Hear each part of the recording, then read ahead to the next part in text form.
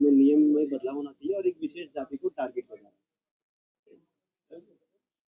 जिस प्रकार का नियम आया है उससे तो स्पष्ट रूप से लगता है, जद्दब की बात कही गई है कि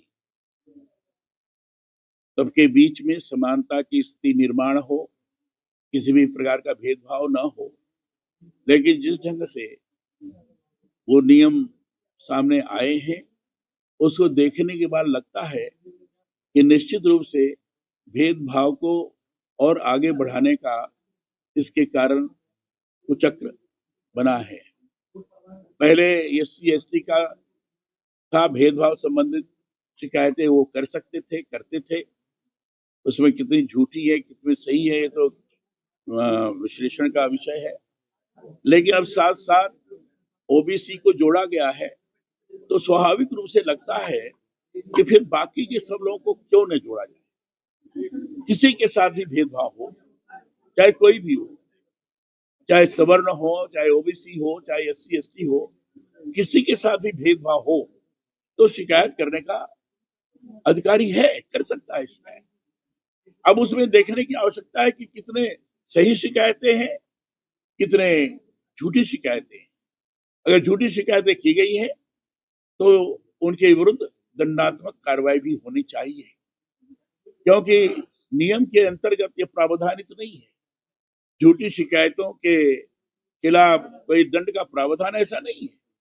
हमारा कहना है झूठी शिकायतों के खिलाफ भी दंड का प्रावधान होना चाहिए। तो ये चीज नहीं है, हमारा कहना है ये होना चाहिए।